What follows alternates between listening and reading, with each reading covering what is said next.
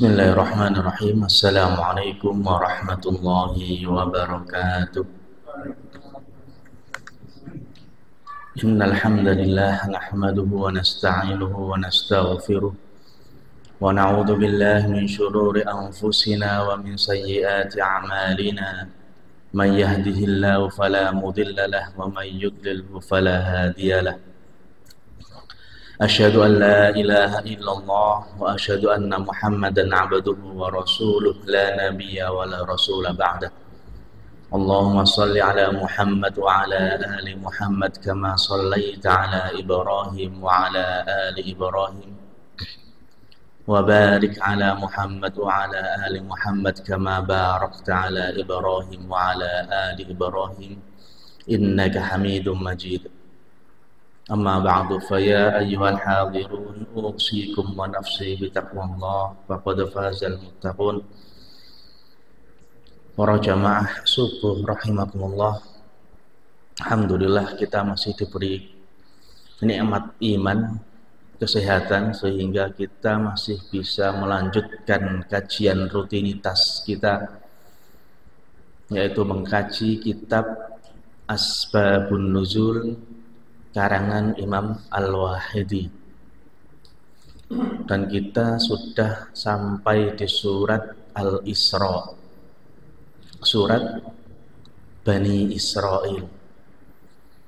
Dan kita urutkan secara historisnya, mana yang lebih turun dulu, kita bahas dulu. Kita sudah mulai dari suratul Alaq dulu, pertemuan pertama, dan sekarang sudah menginjak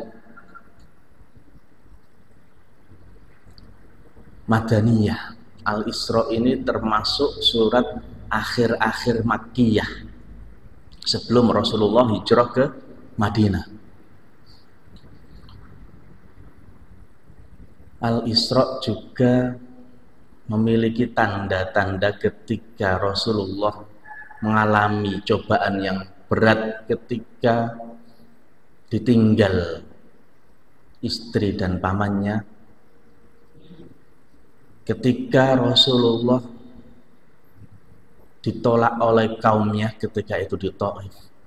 Maka Allah Subhanahu wa taala memberikan hadiah kepada Rasulullah, yaitu berupa Isra Mi'raj. Maka surat ini sebagian besar tentang Bani Israel, akan tetapi pada awal-awal ayat Allah Subhanahu wa taala menyebutkan subhanalladzi asra. Maka ada yang mengatakan ini adalah surat Al-Isra, ada juga yang menyebutnya surat Bani Israel karena sebagian besarnya menceritakan, mengkisahkan tentang Bani Israel. Ma'asyiral muslimin rahimakumullah, kita mulai di ayat pertama yang turun dari surat Al-Isra. Ini adalah ayat ke-29. Bisa dibuka mushafnya, terjemahannya sekalian, tidak apa-apa. Karena tidak semua ayat Al-Quran memiliki asbabun nuzul. Bahkan lebih sedikit ayat-ayat Al-Quran yang memiliki asbabun nuzul daripada yang tidak memiliki asbabun nuzul. Dalam surat Al-Isra, Imam Al-Wahidi hanya memiliki 10 ayat riwayat yang dia miliki, yang menyebutkan bahwa ini adalah kisah tentang ayat ini. Ini adalah pertanyaan yang kemudian Rasulullah menjawab dan Allah menurunkan melalui ayat ini. Jadi asbabun nuzul ini sebab-sebab diturunkannya Al-Quran atau pertanyaan yang kemudian Allah langsung menjawabnya, atau juga peristiwa-peristiwa tertentu kemudian Allah Subhanahu wa taala menurunkan ayat yang membahas tentang peristiwa itu. Kita temukan riwayat pertama Imam Al-Wahidi, yaitu pada ayat ke-29. Kita coba baca ayatnya. A'udzu billahi minasyaitonir rajim. Bismillahirrahmanirrahim.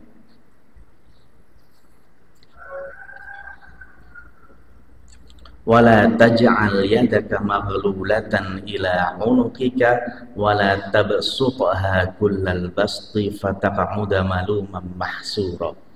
Ini dulu kita sudah pernah bahas, kita coba mengulanginya sedikit. Jangan jadikan tanganmu ini maghlulatan ila 'unuqika, wahai Muhammad. Yaitu ketika kita pelit akan infak terhadap harta yang kita miliki. Wala tabsutha kullal basti, yaitu ketika kita terlalu dermawan, terlalu lomo dalam memberikan infak harta kita. Asbabun nuzulnya ketika Rasulullah SAW diminta seorang anak ulam, dia diperintah oleh ibunya untuk meminta sedekah sesuatu dari Rasulullah SAW ketika itu. Kemudian Rasulullah menjawabnya, saya sedang tidak punya. Kemudian anak itu kembali ke ibunya dan beberapa saat kemudian kembali kepada Rasulullah. Ibuku meminta apa yang engkau pakai dari gamismu ya Rasulullah. Kemudian Rasulullah pun mengiyakan dan masuk ke dalam bilik kamarnya dan melepas gamisnya, kemudian menyuruh sahabat untuk memberikannya. Nah, ini diantara riwayat yang diberikan oleh Imam Al-Wahidi yang sampai kepada beliau. Kemudian Rasulullah dalam riwayat yang lain, Rasulullah masih tetap dalam kamarnya sehingga datang waktu sholat. Kemudian Bilal berkata, ada apa dengan Rasulullah? Ternyata Rasulullah di dalam biliknya tadi tanpa memakai gamis, karena Rasulullah belum memiliki pakaian lebih ketika itu. Nah, maka turunnya ayat ini, peristiwa Rasulullah tersebut, wala taj'al yadaka maghlulatan, jangan pelit dan jangan terlalu dermawan yang berlebihan sehingga engkau nanti wahai Rasulullah maluman mahsura. Apa itu maluman mahsura? Di sini diterjemahkan menjadi tercela dan menyesal. Ketika kita bakhil maka kita tercela. Ketika kita terlalu berlebihan dalam memberikan infak kita. Anak kecil SD misalkan kita berikan uang jajan 100.000, itu terlalu israf. Malu mahsura, nanti kita kecewa. Maka dalam surat yang lain, wa ibadur rahman, sifat rahman itu walladzina idza anfaqu lam yusrifu wa lam yaqturu wa kana baina dzalika qawama. Dalam berinfak juga tidak boleh berlebihan, tidak boleh terlalu pelit. Maka di antara keduanya inilah yang bagus, sesuai porsinya. Ini ayat pertama, Asbabun Nuzul surat Al-Isra, yang dimiliki riwayatnya oleh Imam Al-Wahidi. Kemudian kita lanjut saja. Saya kemarin lupa soalnya sampai di ayat berapa. Di halaman 217. Qauluhu azza wa jalla wa qul li ibadi yaqulu allati hiya ahsan. Ini riwayat kedua dari surat Al-Isra yang Imam Al-Wahidi memiliki asbabun nuzul. Dan ketika kita mengambil ibrah dari asbabun nuzul ini, kata para ulama, al-ibrah bi umumil lafaz la bi khususis sabab. Kita mengambil ibrah dari asbabun nuzul ini untuk keumuman lafadznya. Ketika umumnya lafadz itu Jangan kau berlebihan berinfak, jangan kau pelit dalam berinfak. Ya sudah, berarti untuk kita juga, meskipun sababnya ini khusus kepada Rasulullah misalkan. Rasulullah seperti itu ketika berinfak berlebihan kemudian ditegur oleh Allah Subhanahu wa taala. Ini juga menjadi teguran buat kita. Nah, ini cara mengambil ibrah dari asbabun nuzul. Wa qul li ibadi yaqulu allati hiya ahsan. Ini riwayat yang dimiliki Imam Al-Wahidi di ayat kedua dalam surat Al-Isra, yaitu ayat yang ke-53.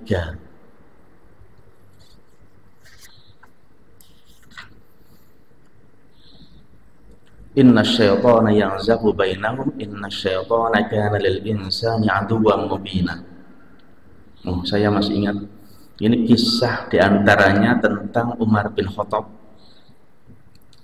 Ketika beliau ada seseorang yang menghina dari kaum Quraisy Arab, fa'amarahullahu ta'ala bil afwi. Kemudian Allah Subhanahu wa ta'ala menurunkan ayat ini dan menyuruh Umar bin Khattab ini untuk memaafkannya. Maka kata Allah, Bakul, katakan wahai Muhammad li ibadi di sini Umar bin Khattab ketika asbabun nuzul ayat ini. Yaqulul lati hiya ahsan, untuk berkata yang baik dan jangan membalas hinaan dan cemoohan orang tadi. Namun ketika kita mengambil asbabun nuzul adalah al-ibrah bi umumil lafaz la bi khususis sabab. Li'ibadi, Allah mengatakannya untuk hamba-hambaku, berarti kita semua umat Islam, manusia di bumi ini. Yaqulul lati hiya ahsan, agar mengatakan yang baik saja yang keluar dari mulutnya. Lisannya harus dijaga ketika kita mengambil al-ibrah bi umumil lafaz, bukan hanya kepada Umar radhiyallahu anhu saja.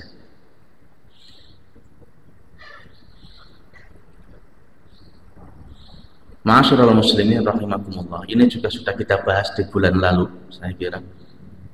Kemudian kita lanjut di ayat setelahnya, atau ada yang masih ingat ayat sebelah mana? Ayat yang ketiga, riwayat yang dimiliki oleh Imam Al-Wahidi, yaitu qauluhu ta'ala, masih di halaman 217. Wa ma mana'ana an nursila bil ayati. Ini ketika datang ahlu Makkah kepada Nabi Shallallahu Alaihi Wasallam, ayyaj'ala lahum as-safa dahaban. Rasulullah disuruh menjadikan bukit Safa ini jadi bukit emas. Ini ayat yang ke-52.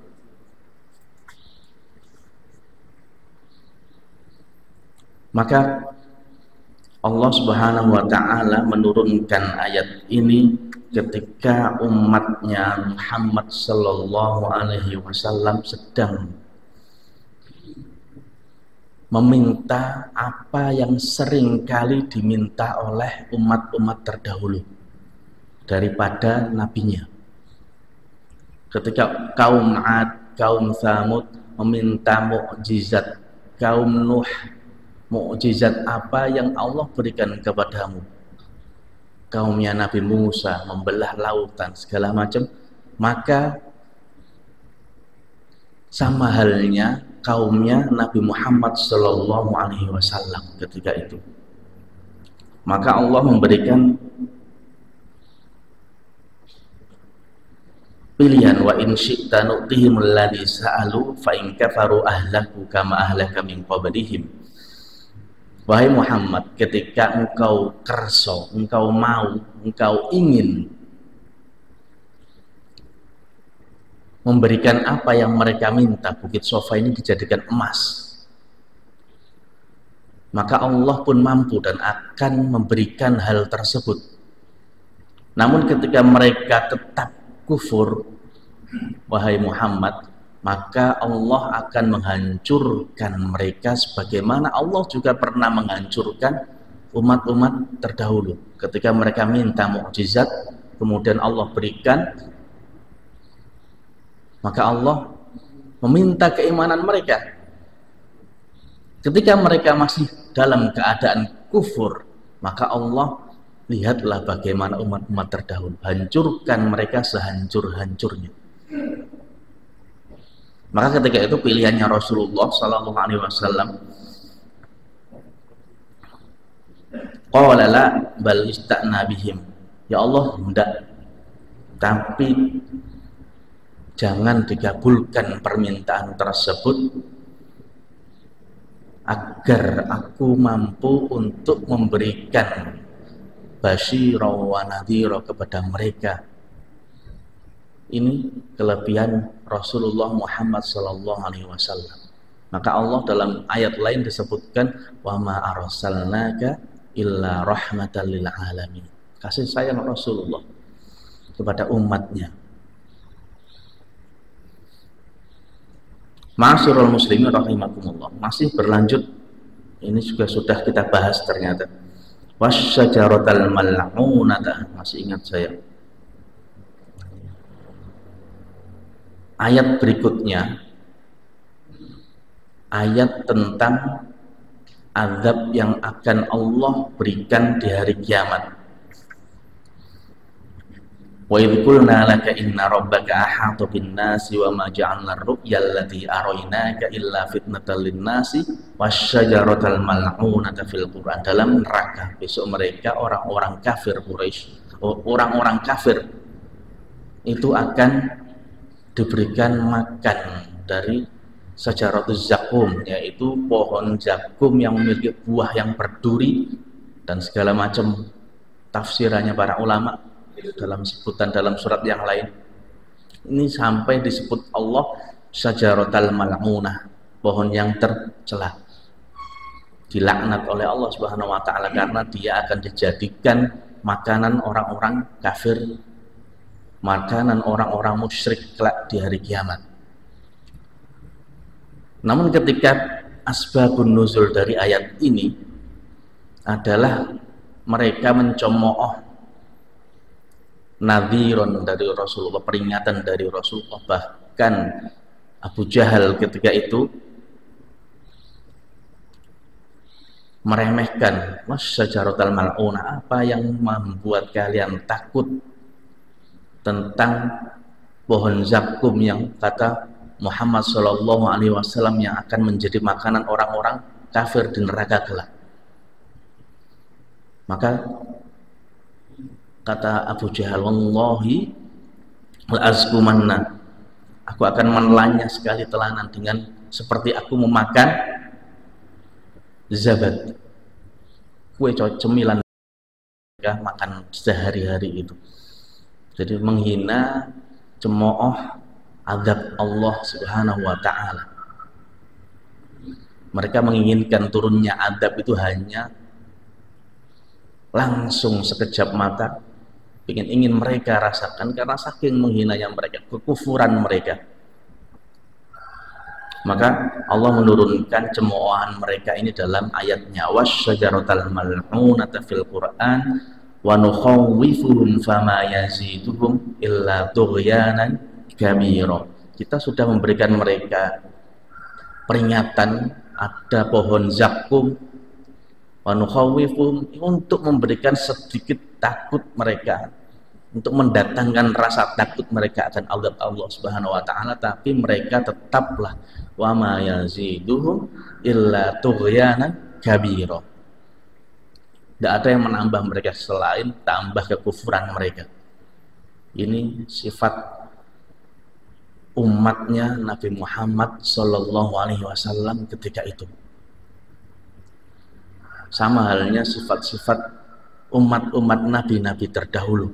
Mereka minta segerakan adab datang, namun Rasulullah Sallallahu Alaihi Wasallam bersabar. Ista'an Nabi, ya Allah, tunda, jangan dulu. barangkali mereka belum datang hidayah kepada mereka. Ini sabarnya Rasulullah Shallallahu Alaihi Wasallam. Ma'asyiral muslimin, ini juga sudah kita bahas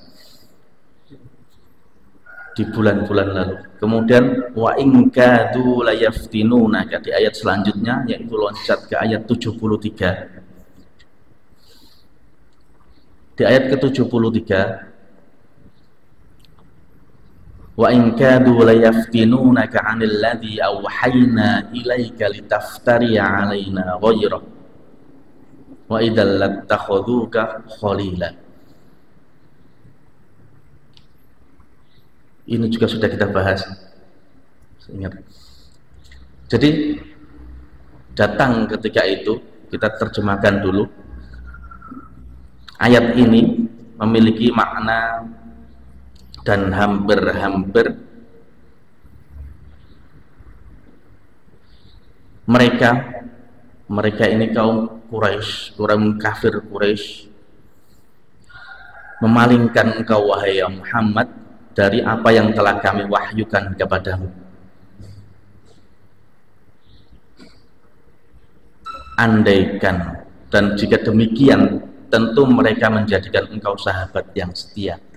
Nah, ini orang kafir Quraisy ini datang kepada Rasulullah Shallallahu Alaihi Wasallam ketika itu, ya Rasulullah, mati'na billah tasana. Ya Allah, ya Rasulullah, sudah biarkan kami sebentar saja menyembah Lata ini, berhala ini. Lata Uzza ini berhala-berhala besar. Ketika itu sudah selesaikan kami, paling tidak setahun lah. Nanti kalau ini coba pelajari agamamu, pelajari ini. Nanti setelah engkau berikan toleransi kepada kami, setahun, nanti kita akan jadi sahabatmu, kita akan jadi Islam bersamamu. Ketika mendengar perkataan ini, Rasulullah ketika itu kadu, hampir-hampir tersentuh dan pengen ngomong oke. Tapi ternyata enggak. Rasulullah dan Allah pun masih memberikan, menahan Rasulullah untuk berkata ya. Tapi Allah tahu dalam benak Rasulullah itu hampir-hampir Rasulullah mengiyakan. Jadi mencampur adukkan antara perintah jangan kau syirikkan aku, jangan kau menjadi musyrik, ibadah hanya kepada Allah, yaitu Tuhanmu yang esa dan satu. Tapi ternyata setelah ada pengaruh dari orang kafir Quraisy, Rasulullah hampir saja setahun saja ya, nanti setelah itu kamu masuk Islam bersama kita. Karena saking inginnya umatnya Rasulullah ini banyak dan bertambah yang Islam. Namun Allah pun masih ridho kepada Rasulnya, sehingga hampir saja Rasulullah keperucut. Andaikan Rasulullah mengatakan iya ketika itu, maka Allah pun sudah menyiapkan di ayat selanjutnya, idzal la'adaqnaka di'fal hayati wa di'fal mamati tsumma la tajidu laka 'alaina nasira. Wahai Rasulullah, andaikan hal tersebut engkau ucapkan, maka kami akan memberikan rasa kepadamu, yaitu siksaan di'fal hayati, yang berlipat-lipat dalam kematianmu dan kehidupanmu.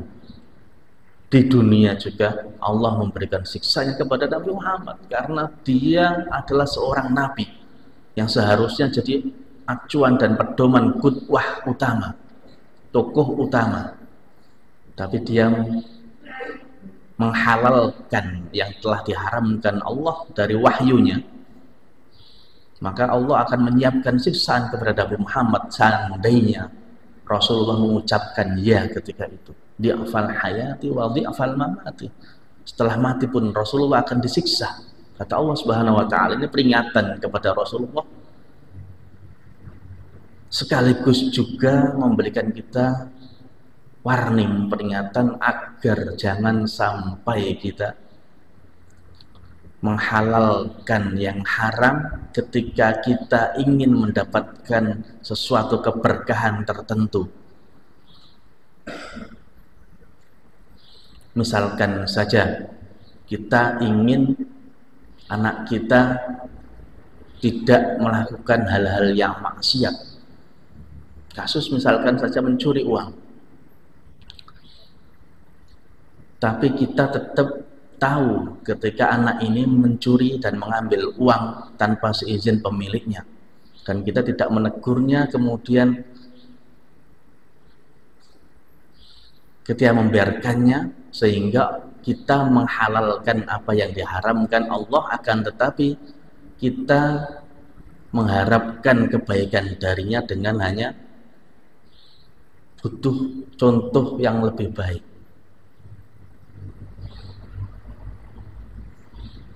Ya wis, ambilan duit dulu ndak apa-apa, mencuri dulu ndak apa-apa, nanti kalau sudah ini sampean tobat, ini hati-hati. Atau ya sudah, sampean mabuk-mabukan dulu, sampean minum-minum dulu, nanti sampean tobat di akhir. Ini tidak boleh. Jangan sampai ada kata-kata ya sudah sekarang lakukan haram dulu, kemudian nanti, tapi hanya kata-kata tobatnya saja yang kita ambil, bertobatlah, lah itu tidak apa-apa. Tapi kalau judilah dulu, nggak apa-apa nanti, nah ini sudah menyalahi. Jadi aturan buat Rasulullah juga itu berlaku untuk kita ketika kita mengambil al-ibrah bi umumil lafadz la bi khususis sabab. Ibrah yang kita ambil dari asbabun nuzul, yaitu keumuman lafadz tersebut kita ambil. Jangan sampai kita menghalalkan apa yang telah diharamkan oleh wahyu Allah Subhanahu wa taala. Kalau kita tidak mau mendapatkan siksanya, idal adaqnaka dhi'fal hayati wa dhi'fal mamati. Ini juga sudah kita bahas saya rasa. Kemudian di ayat selanjutnya di halaman 219, wa in kadu la yastafizunaka minal ardi. Ayat ke-76, silakan buka di ayat ke-76 surat Al-Isra. Liyukhrijuka minha wa idzal la yalbathuna khilafaka illa qalila.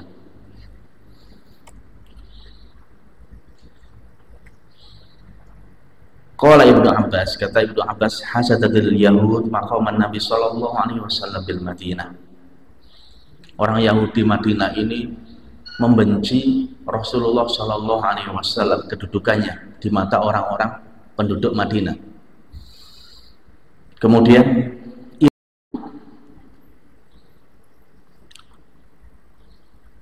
berkata kepada Muhammad sallallahu alaihi wasallam, penduduk Yahudi ini di Madinah. Jadi beberapa ulama ada yang mengatakan sebagian surat Al-Isra ini turun di Madinah, di antaranya ayat ini, karena asbabun nuzulnya tentang orang-orang Yahudi Madinah. Tapi sebagian lain juga ada yang mengatakan seluruh Al-Isra ini adalah Makkiyah, dengan catatan ada asbabun nuzul juga di Makkiyah ayat ini. Jadi kita ambil riwayat yang pertama dulu.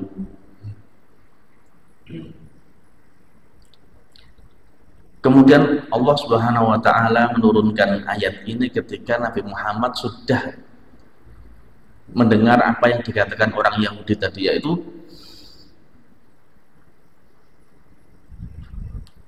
fa in kunta nabiyyan fal haqqu biha fa innaka in kharajta ilaiha sadaqnaka. Al-anbiya innama bu'itsu bisyam. Kata orang-orang Yahudi, yang namanya nabi-nabi Allah, para nabi itu mesti diutus ke negeri Syam. Syam ini Syria, kalau sekarang mungkin Syam, dulu tuh mungkin ikut juga di Palestina, itu masuk Syam. Jadi nabi-nabi sekarang ini kok bisa di Arab, kok bisa di Madinah, kata orang Yahudi. Seharusnya engkau Muhammad sallallahu alaihi wasallam itu diutus ke negeri Syam terlebih dahulu. Coba sekarang kamu keluar dulu ke Syam. Coba sekarang engkau berdakwah dulu di sana. Kalau sudah engkau lakukan hal tersebut, maka soddaqnaka wa amanna bika. Kita akan mempercayai bahwa engkau adalah utusan para nabi. Kita akan beriman kepadamu karena engkau adalah rasulnya. Innamal anbiya'u bu'itsu bisyam, kata mereka. Yang namanya nabi itu seharusnya diutus ke negeri Syam. Kenapa engkau di sini di Madinah ini? Ini perkataan tersebut ketika itu Rasulullah terenyuh, tersentuh, fawaqa'a dzalik fi qalbihi, jadi masuk baper kalau dalam istilah sekarang, bahwa perasaan Rasulullah Shallallahu Alaihi Wasallam oleh perkataannya orang Yahudi tadi, hingga akhirnya ingin bersafar melakukan perjalanan ke Syam. Ketika jalan datang, kemudian Allah menurunkan ayat ini. Ada yang mengatakan juga perang Tabuk yang terjadi ketika zaman Rasulullah Shallallahu Alaihi Wasallam itu tidak lain tidak bukan hanya ingin membuka pintu Syam agar Rasulullah bisa berdakwah di sana. Falamma balagha Tabuk anzalallahu ta'ala wa in kadu la yastafizzunaka minal ardi.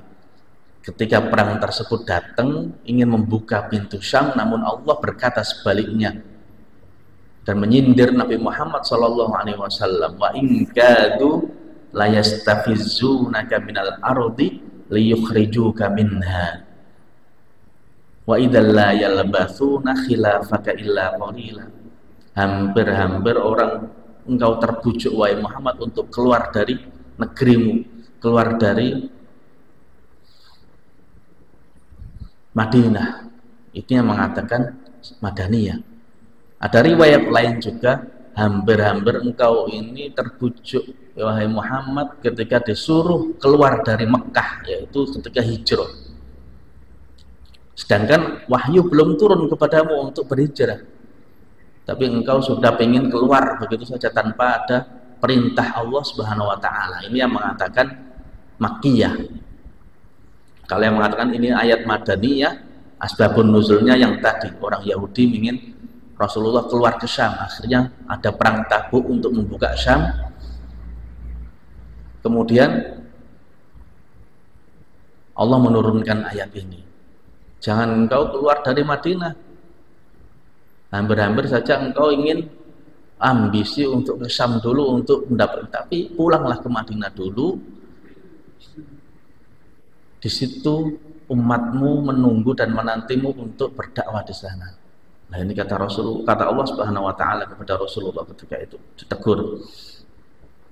Namun yang namanya orang ingin dikeluarkan atau diusir itu sudah wajar wahai Rasulullah. Kata Allah di ayat selanjutnya, sunnata man qad arsalna qablaka mir rusulina.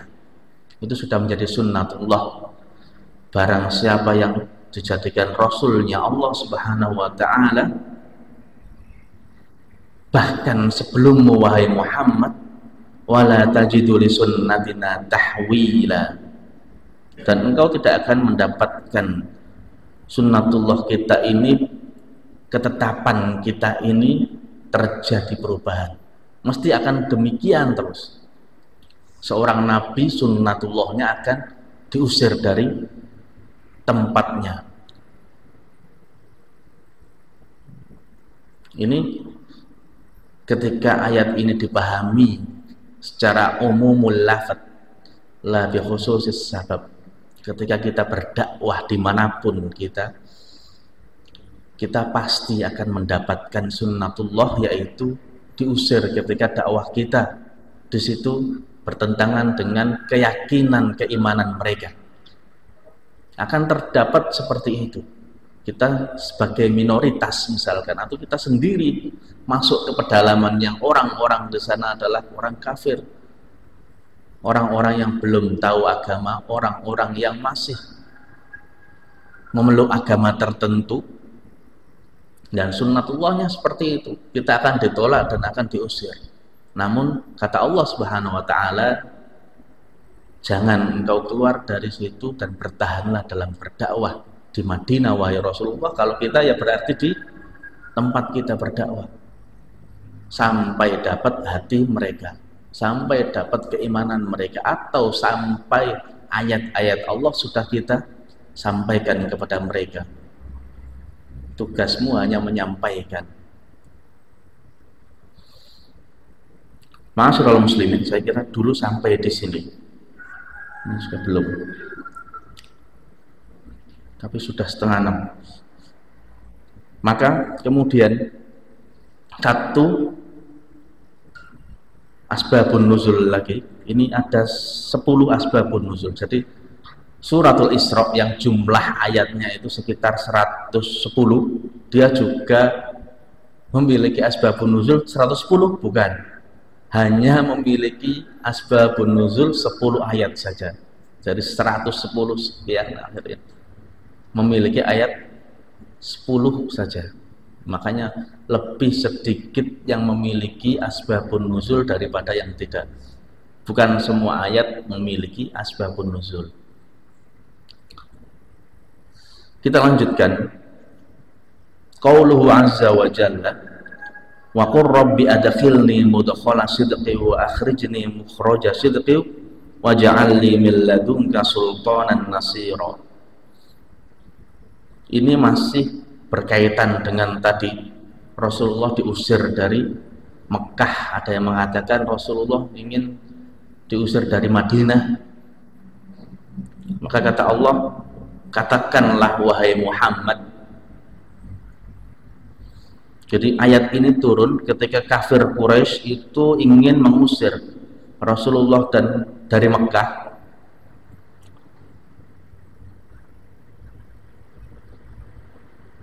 Kemudian Allah Subhanahu wa taala masih ingin Rasulnya di Mekah, tapi kemudian hari Allah menyuruh Rasulullah untuk berhijrah. Jadi ketika wa in kadu la yastafizunaka minal ardi liyukhrijuk, Allah menyuruh tetap sabat, tetap di Mekah saja. Kemudian Allah juga memerintahkan Rasulullah berhijrah setelah itu, meskipun awalnya Rasulullah yang sudah ingin tapi disuruh tetap tinggal di Mekah sampai turun ayat ini. Maka baru kemudian Rasulullah berhijrah. Jadi Rasulullah berhijrah bukan karena takut serangan, takut pembunuhan, takut ancaman, bukan. Bahkan Rasulullah ingin berhijrah, Allah masih menahannya. Karena perintah hijrah ini adalah perintah wahyu, bukan karena ketakutanmu dalam dakwahmu, bukan karena ancaman pembunuhan terhadapmu wahai Muhammad. Ini wahyu, murni wahyu. Rasulullah sudah ingin berhijrah dari lama-lama ketika diancam dengan pembunuhan, disiksa dan dilempari segala macam batu oleh umatnya ketika itu. Tapi Rasulullah masih menahannya dan bersabar hingga turunnya wahyu. Maka kata Allah, wa qur rabbi adkhilni mudkhala sidqi wa akhrijni mukhraja sidqi. Ya Allah, masukkan aku ke dalam suatu tempat ini. Diterjemahkan di sini, kalau kita melihat terjemahan, tempat masuk yang benar dan keluarkan aku ke tempat keluar yang benar. Artinya seperti ini tafsirannya. Ya Allah, aku masuk ke sebuah negara ini atas dasar perintahmu. Aku keluar dari negara ini pun atas dasar perintahmu ya Allah, bukan karena suatu hal yang lain. Sidqin, jadi benar-benar aku ini jujur dan dalam hatiku ini hanya kepadamu lah aku berharap menjadikan orang-orang yang sidqin. Akhrijni mukhraja sidqin, aku keluar ya dengan perintahmu ini wahai Allah Subhanahu wa ta'ala. Maka bimbinglah. Waj'alli min ladunka sultanan nasira, ketika aku masuk sebuah, berikan aku kuasa ya Allah, dampingi aku agar aku tertolong ketika aku keluar atau ketika aku masuk dalam sebuah tempat dakwah baru. Ini juga hal yang disunnahkan kepada kita ketika kita bersafar, ketika kita berpindah tempat dakwah, ketika kita pergi entah kemana, juga disunnahkan membaca doa ini. Rabbi adkhilni mudkhala sidqin wa akhrijni mukhraja sidqin waj'alni min ladunka sultanan nasira. Ini doa disunahkan. Ini asbabun nuzulnya ketika Rasulullah diusir dari Mekah, kemudian Allah masih menahannya dan Rasulullah juga masih harus bertahan. Diusir, diancam dibunuh, dilempari batu, atau bahkan dianiaya melalui sahabat-sahabatnya ada yang dibunuh. Keluarga Yasir dibunuh semuanya dengan cara yang mengerikan. Namun hati Rasulullah ini disuruh tetap oleh Allah. Belum ada perintah hijrah ini. Kenapa kamu sudah pengen hijrah? Wa in kadu la yastafizuka. Dalam ayat lain, kenapa ditegur oleh Allah Subhanahu wa taala? Kemudian baru datang di ayat selanjutnya. Aku Rabbi adkhilni mudkhala sidqin. Sudah hijrahlah kamu ke Madinah. Dan katakan ini wahai Muhammad, Rabbi adkhilni mudkhala sidqin. Ya Allah, masukkan aku ke sebuah tempat ini dengan atas dasar perintahmu. Dan masukkan aku ke tempat yang benar-benar engkau pilih dan benar-benar engkau ingini. Tempat yang benar, atau keluarkan aku wa akhrijni mukhraja sidqin, dari tempat yang semula ini engkau suruh saya berdakwah di Makkah, kemudian engkau pindahkan ke Madinah. Mukhraja sidqin, dengan perintah dari engkau, dengan sidqin. Maka di antara sifat Rasulullah ini adalah sidqul amanah. Dia tidak pernah berkhianat dari amanah. Dia selalu memberikan jiwa dan harta raganya untuk dakwah ini. Maka ketika ada dai ataupun ketika ada yang mengatakan hijrahnya Rasulullah karena takut akan ancaman, takut akan pembunuhan, maka bisa kita bantah dengan ayat ini. Rasulullah bukan takut, Rasulullah bukan karena ancaman, Rasulullah berhijrah ke Madinah ini karena perintah Allah Subhanahu wa taala. Kalau memang takut dari awal, Rasulullah sudah hijrah. Bahkan Rasulullah dapat peringatan, wa in kadu la yastafizuka minal ardi liyukhrijuka minha. Ya Allah memberikan peringatan kepada Rasulnya. Itu sudah sunnatullah, kamu akan diusir, kamu akan diancam, dibunuh. Maka bertahanlah di situ wahai Rasulullah sampai turun wahyuku. Nah, ini baru kemudian maqur rabbi adkhilni mudkhala sidqin wa akhrijni mukhraja sidqin. Saya kira sampai di sini. Ini pembahasan baru. Kemudian kita lanjut lagi di pertemuan mendatang, tinggal 4 riwayat lagi dari surat Al-Isra. Wa yas'alunaka 'anir ruh, itu nanti ada pertanyaan-pertanyaan yang datang dari orang-orang Yahudi kepada Rasulullah. Kita lanjut di pertemuan berikutnya. Subhanaka Allahumma bihamdika asyhadu an la ilaha illa anta astaghfiruka wa atubu ilaik. Assalamualaikum warahmatullahi wabarakatuh.